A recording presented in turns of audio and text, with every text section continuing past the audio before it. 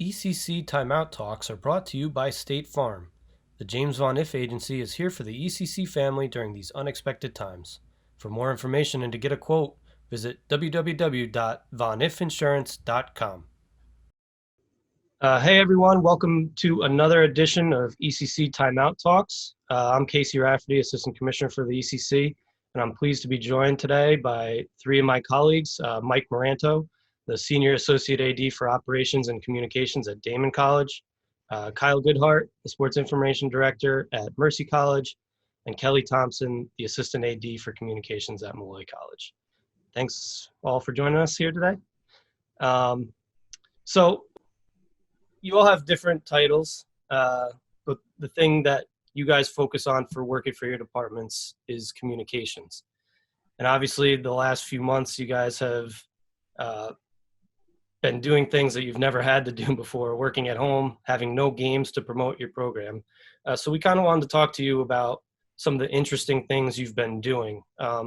So I've noticed you've all been doing some things that you normally haven't during normal times. So can you each just kind of explain some things that you're doing to promote your programs? And we'll start with Mike. Sure. I think one of the first things that I tried to do was I kind of came up with an interview series similar to this with some of our coaches, and that's something that we've actually done in the past, and then just somewhere along the lines, it just falls down the priority list. And when you're kind of a one-person shop or a two-person shop, like most of us are in the ECC, you got to try and prioritize and figure out what's the best use of your time. And for me, I start out every year saying I want to do more with video, more interviews with coaches, that sort of stuff. And inevitably, I feel like I never get there. So for me, the pandemic here kind of opened up a window of opportunity for me to do that with our coaches. And that was, obviously a way to put our coaches, out there in front of the constituents for their programs, whether that's their student athletes, their recruits, their fans, etc. Great. And how about you, Kelly? Sure. So Patrick and I made a whole list of different things. I wanted to get a content calendar together just to make sure that we remained active and that the last thing that people saw on our site or our social media wasn't that we're canceling everything. That was not going to be an option for us. We had the idea of doing a podcast in the pipeline for in the fall, but this kind of just expedited that process, and it just seemed like a natural fit to be able to give people a different kind of outlet to get to hear from our student athletes, our coaches, our administrators. So we started that pretty quickly, and we've just recently added, there's similar interviews, but it's on Zoom like this, doing video, similar to what I think a lot of people are doing. And then just recapping seasons, highlighting seniors, that kind of thing. And just to let everybody know, you said Patrick. We'll give him some credit here too. That's Patrick McCormick, Kelly's assistant at Molloy. Yes. And how about you, Kyle? Well, first thing I wanted to do was, I'm a big trivia person, and I've done trivia, even before this happened, and I wanted to do that with the student athletes. So I set up a Kahoot trivia, and we've been doing that every Tuesday for the last 6 weeks, and it's gone well.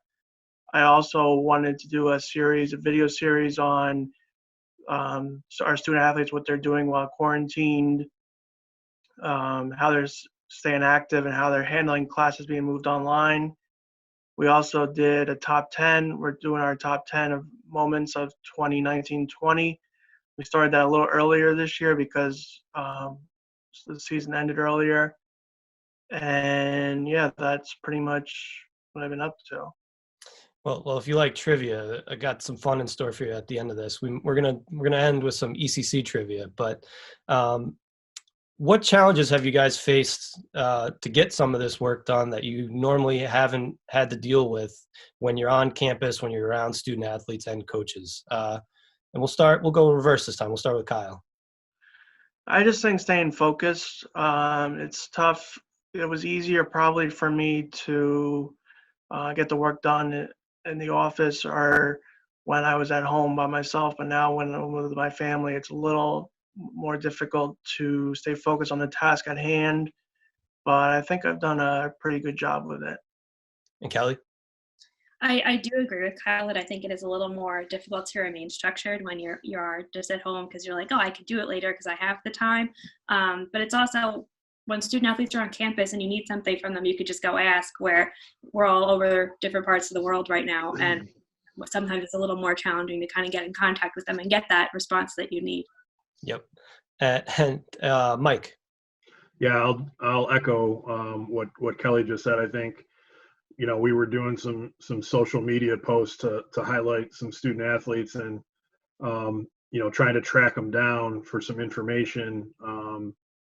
You might think it's, well, just send them an email. Well, these kids are getting inundated with, all kinds of electronic communications. And I think we have to be respectful of the transition that they're making to, not only missing out on their sports, but to completely online learning. So I found that to be a little bit of a challenge.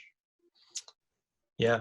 And kind of to that point where everybody's dealing with challenges, do you guys feel like your work's kind of taken on some more importance now than it might have when you're just kind of promoting things student athletes do on the field? What they're doing off the field, what they're doing in like Kelly, we spoke to a Malloy student athlete who's volunteering as a nurse's assistant and going into a hospital willingly. And also kind of like promoting the overall messaging for your department college does that kind of, has it taken on more importance for you during this time? And we'll start with Kelly.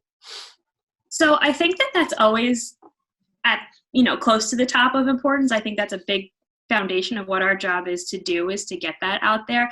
I do think that it's easier for it to get a little taken away from when you have that day to day and you're inundated with games and trying to get everything updated and working all of that. So I don't really think that it's become more important. I think that it's just been able to place more of an emphasis on it than we were in the past. But I think that's a foundation of why we do the jobs that we do, is to be able to tell those stories. Mike? Yeah, I don't know if it's any more or any less important. I guess I'm the type of person that, I think everything that we do is important, no matter what day of the week it is or what time of the year it is.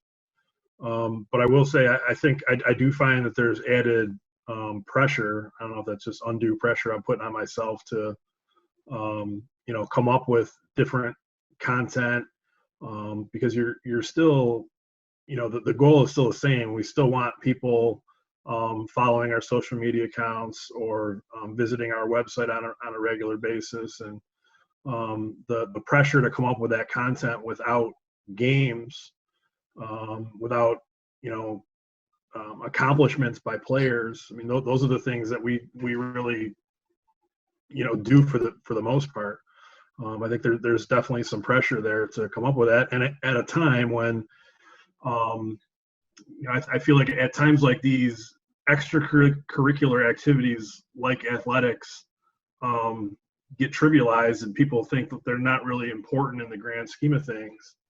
We're really lucky, or I'm really lucky to be at a place like Damon that really places a value on athletics and what we bring to the table as a whole.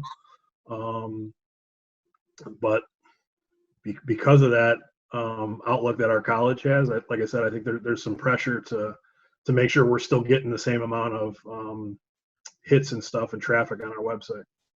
Definitely. And Kyle? I agree with what Mike said. I put a lot of pressure on myself too, as well, to find different things that I can put on social media or website for new content. Since we don't have games, and it's been a little bit of a struggle, but I think we've come up with some good ideas in regards to the quarantine videos, trivia, and all the various other things we've posted throughout the spring semester. All right, so now you're doing a lot of this new stuff that you haven't done before. Are you planning on kind of permanently incorporating it? Have you been seeing people liking it? driving that traffic to your site? Do you think you'll continue to do it when sports come back, hopefully this fall? We'll start with Mike. Yeah, one of the things that that I've been working on, we use Sidearm Sports as our website provider, and they had launched kind of this new narrator feature back last fall, and again, naturally, you take a look at it when it launches, and you're like, man, this looks really cool, but you don't have the time to spend to go in and learn it right away. So that's one of the things that I've been doing. We used that last week when we were doing we did a week-long honor celebration to give awards to student athletes and stuff, something that we would have normally done in a one-night banquet type event. But I use Sidearm Narrator, and I've been using that as well for some season review type stuff. So that's definitely something that I'm gonna, now that I've learned it, will definitely be incorporated into all the things that we normally do once, knock on wood, we do get back to normal at some point. And Kyle. One thing that we just started last week was the Wallpaper Wednesday, which I did not expect to be as successful or as popular as it was, but it was very popular. And I think that's something that I would like to do come when the season returns. I might not personally be able to do it because I had to make like 130 of them last week. But if it's something that still remains popular, that I could have a student worker do. I have to say I have seen a lot of athletic programs doing that. I think Mike, I saw you guys did it too. So that definitely has been a popular one. And how about you, Kelly? Yeah, so I think doing something like the podcast that we're doing, we've been talking to our alumni, which is something that we definitely want to continue focusing on, is seeing what they do after their education and how they make an impact in their careers, as well as we kind of go back in time with also taking advantage of the sidearm feature where they pull, this day in history. I think it's nice to give people that, hey, remember this happened 6 years ago, or this happened. So I think those are definitely things that we can continue once we're back into regular day-to-day sports. So one of the things Mike just mentioned was if and when we get back to normal. There's still thought that when sports do come back, if they come back this fall, that things still won't be completely normal. We might have to do no fans in the stands, stuff like that. Have you guys thought at all about how that might impact you when it comes to things like staffing a game, having to do more with streaming if people aren't in the stands, et cetera? So Kelly, start with you. Yeah, so we're still, fingers crossed, planning to move forward as normally as we can, assuming that's allowed. But I think that that's definitely a reality that is starting to become something we're going to have to deal with. So while we don't have concrete, plans yet, I think that it's natural to expect that maybe we'll have to wear a little bit more hats on game day than we even already do. And I think streaming is a good way to do that, especially because that's the only way people are going to be able to watch your games. So even if that's just adding, another commentator to provide conversation, or if that's doing more with the graphics that you're providing in game, or adding little things that maybe you wish you could do, but now you almost have to because you need to make the best possible content for the people because it's the only way they're getting their consumption. Yeah. And Kyle. Yes, I agree with Kelly. I will probably be looking at more, possibly adding more cameras to the broadcast. That would probably be the biggest thing, and more graphics on the broadcast as well. And Mike? Yeah, likewise. I think it's if it trends the way that that we're not going to have spectators at games. I mean, our streaming is only going to become that much more important. And I think at least from in my opinion, when we launched the ECC network a couple of years ago, that was one of the best investments that we made. I feel like as a conference. I think it's really enhanced our profile, and it gives us as SIDs, the tools to be able to do some of the things that Kyle and Kelly are talking about. So we'll probably be in a really similar boat. I feel like we probably do as much as anybody in terms of commentators and graphics and that sort of stuff. But one of the things for us is that we've traditionally been just a one camera broadcast. So, I'd like to find a way to diversify that and add to our broadcast a little bit to enhance it and make sure that the people that can't come and watch in person can have a good experience watching online. As someone who was pretty involved in getting the ECC network going, I definitely agree with everything you just said. So we'll kind of move past the just how different things have been for you and how they might still be. I kind of want to know a little bit more about you guys. It's pretty well known that the sports information industry, you work a lot of hours, you might feel underappreciated. So what made you want to get into that business? And we'll start with Kyle. Well, my senior year, I graduated from Mercy, and my senior year, I had a professor who knew I liked stats and liked sports, and she suggested that I try an internship in sports information. So I did that the spring semester of my senior year at Mercy. I realized I liked it, and then I got a internship at a D3 school in Brooklyn during grad school, and I realized I loved it, and ever since I've been hooked on it. And Mike. Okay, I'll try and keep this as short as I can. I took a little bit different path, I think, than most people. I mean, I was trying to be a coach. I was a college basketball coach for 10 years at 2 different schools, and both small schools, and realized pretty early on that if I wanted to be a full-time employee of the college, they weren't going to pay me to be just an assistant basketball coach, a full-time salary. You got to have some kind of secondary skill set. And I did a couple of different things, and I was an assistant student life coordinator. I was an intramural coordinator, and then kind of fell into sports information. I was lucky, had an AD at the University of Great Falls named Jim Hall, who kind of saw some stuff that I was doing.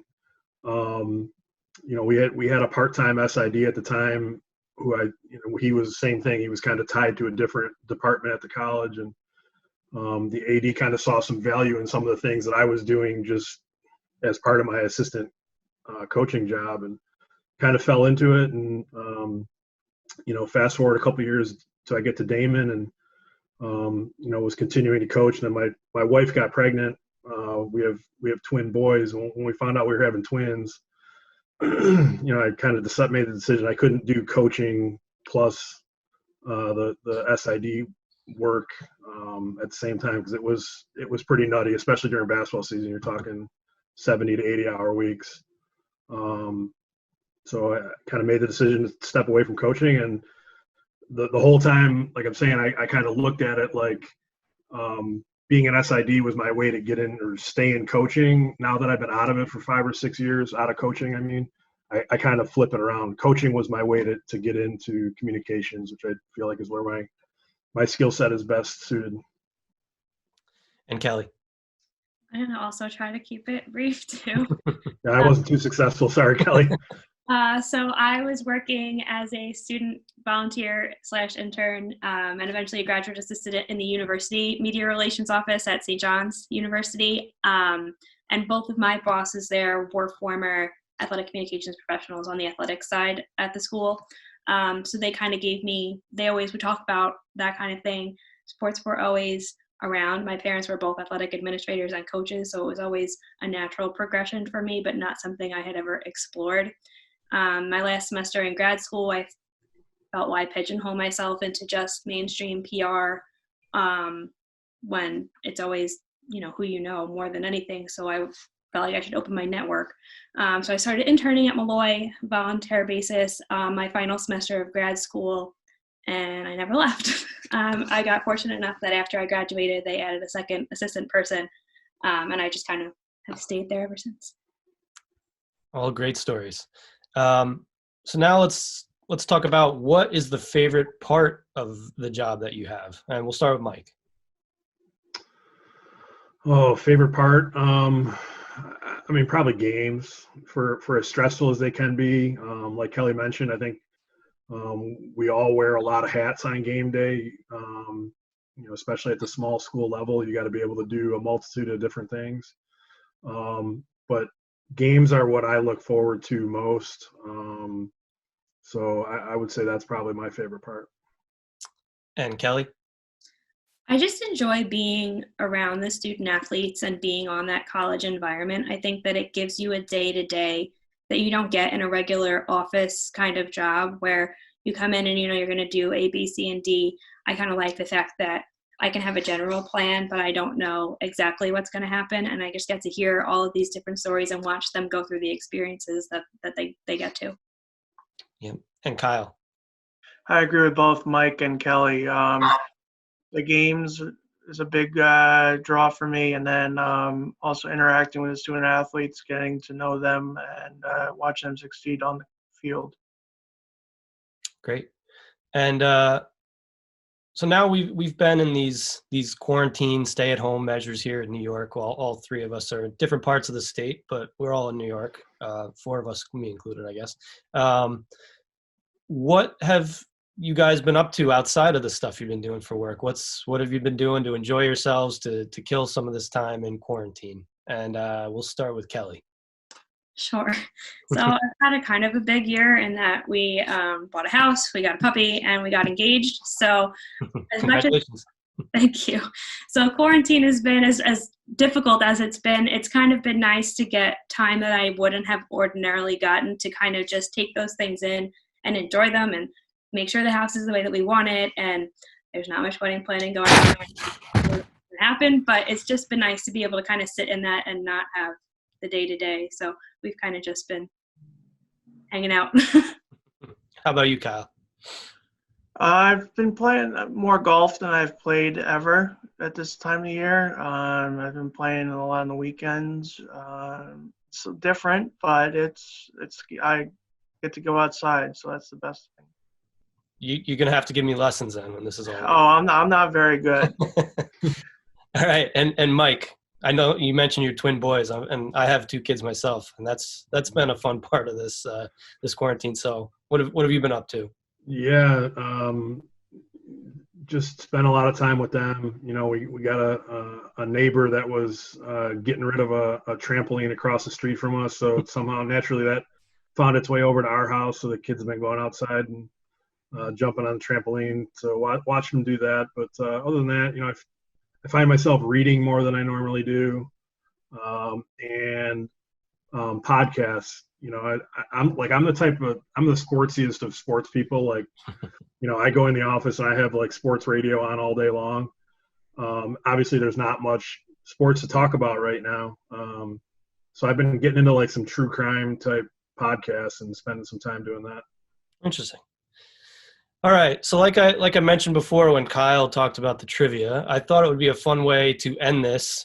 You guys are supposed to be the most knowledgeable when it comes to stats and little known facts, stuff like that. So instead of focusing on your campuses, though, we're going to see how well you know your ECC trivia. So I have a few questions here. We're gonna go first 1 to 3 wins, and the winner we're going to send an ECC League prize pack, a little bag and a T-shirt probably. So whenever we can get back in our offices. So you guys know how to buzz in? All right. I'm going to start up the game show music here. All right. All right. So the first question, what was the original name of the East Coast Conference? Mike. New York Collegiate Athletic Conference. You got it. So the conference was originally named the New York Collegiate Athletic Conference, and the name was changed before the 2006-07 season. I was actually a senior student athlete in the conference at that time, so I played in the last year of the Ncaa. And the reason the conference changed the name was it was increasing its stature and geographic spread, which is even been more so since then when we've added the schools up in Western New York and Washington, D.C. So Mike's got the 1-0 lead. All right. Next question. What year did the ECC begin competition as an NCAA Division II conference? Kelly. Oh God, I thought it was a different question. I out-jeoparded myself. I thought it was what year is ECC, so I'm out. All right, Kyle. I'm going to say 1989. That is correct. The ECC began in 1989-90, and as you know, we've been celebrating our 30th anniversary this year, so you should have all known that. All right, so Kyle and Mike both have 1. All right. Next question. The ECC sponsors 19 sports. What was the most recent sport added to the conference? And here's a little hint. You all have it. Mike. Men's bowling. And Kyle. Esports. That is correct. Esports was our most recent addition in the 2018-19 season. We started off offering League of Legends. Now we also offer Overwatch. And in this pandemic timeout, we've also started Rocket League, which I don't know if that will continue. All right, so Kyle, you are 1 away from winning. Kelly, gotta get going here. I should have guessed anyway. You still got a chance. All right, next one. ECC Commissioner Dr. Robert Dranoff was the AD for over a decade at a former ECC institution. What school? Oh, I'm going to go with Kelly. All 3 of you popped up quickly there. Dowling. That is correct. Dowling, which no longer exists. And unfortunately for me, I'm a Dowling alum too, so that always makes me sad. But Bob was the AD at Dowling for over a decade. So now everybody has at least 1. Kyle, you're still 1 away from winning. All right. This one's going to be a multiple choice one. And we talk about, these are all former members too. So which former ECC member has won the most Commissioner's Cup? Is it Adelphi? Is it Dowling? Or is it LIU Post? Mike. Well, LIU Post. That is correct. Dowling has won 5. Adelphi has won 7. And LIU Post has won 10, including the last, it's either 6 or 7. I don't have that in front of me. So now we're tied. Kyle and Mike tied at 2. Kelly still got a shot. So what should we do here? All right. What is the name of the award the ECC gives to the student athlete with the highest GPA at each conference championship? Kyle, this could be for the win. The Elite 19 Award. That is correct. Congratulations, Kyle. Our trivia guy ends up winning. So you guys did a pretty good job, I gotta say. There's a few other questions I had that would have been fun too, but Kyle, congratulations. Like you said, you love the trivia, and of course you come away with the win. All right, well, guys, I just want to thank you so much for taking some time to talk to me today, and thank you for all you've been doing, not just during this time, but always helping me out a ton in my job too. You know, you guys are, like I said, sometimes people might not appreciate the sports information job as much as some other spots, but we all know how hard you work, and just wanted to say we appreciate everything you're doing. So thanks again for joining us. Hope you guys are doing well and stay healthy, and we'll see you soon. Thanks, Casey. Thanks, Casey. Thank you.